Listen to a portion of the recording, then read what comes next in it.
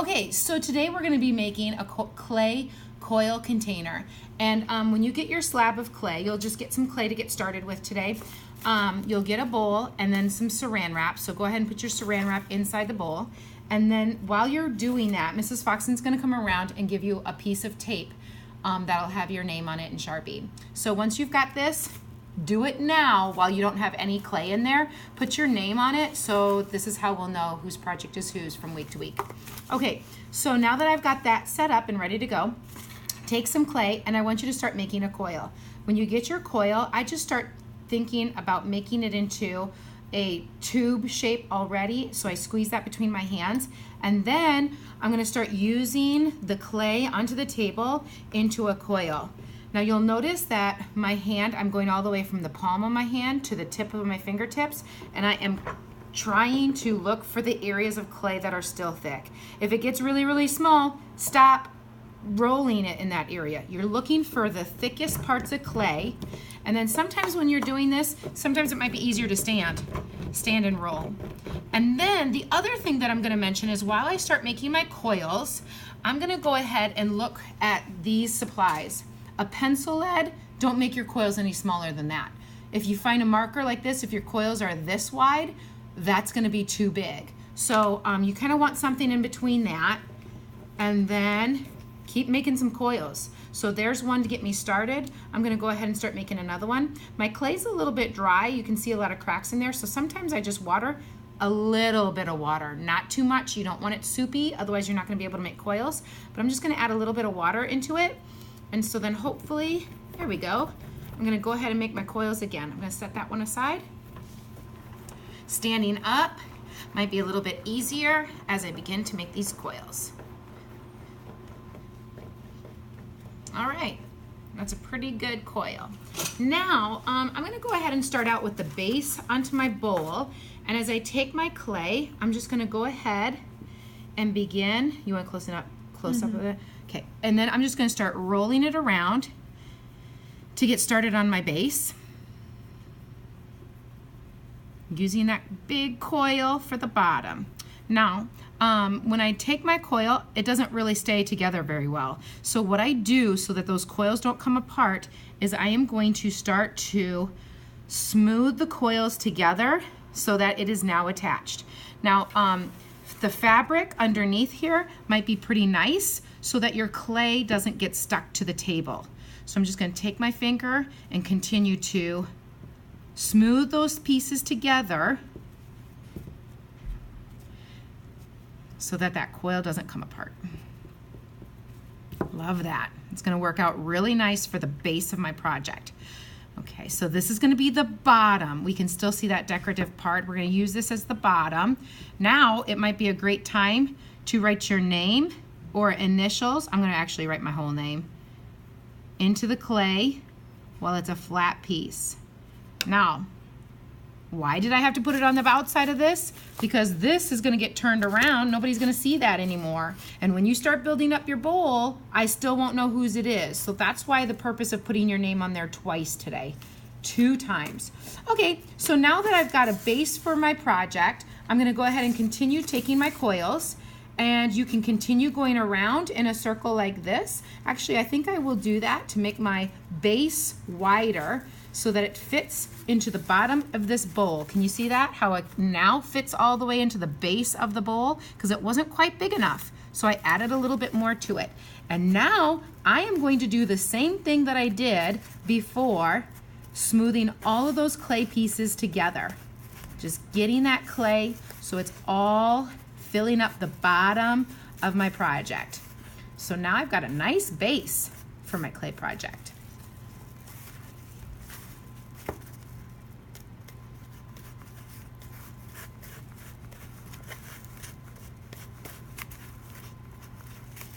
Boy, is that nice having saran wrap in here so that when I do make my project and I start to build up and make this assignment, I don't have to worry about it getting stuck to the bowl.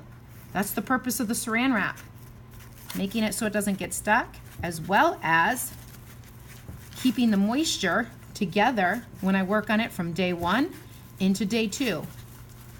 Gotta have that saran wrap in there. Oh, this is gonna be a great bottom. Now, right now I'm just kind of doing some maintenance work, making that all nice and smooth. Beautiful. What a wonderful place to start. My clay, again, super dry right now. I'm just gonna add a little bit of water to it and make some more coils.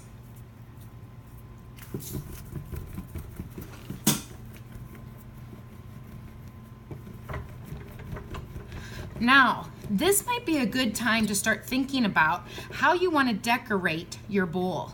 There's lots of different ways to make coils. So if you look at the idea sheet or the idea poster that we made, has different types of coils that you can use. I'm going to start out just taking my coil and breaking it into two, and I am going to do mine as a spiral, similar to how I did the bottom.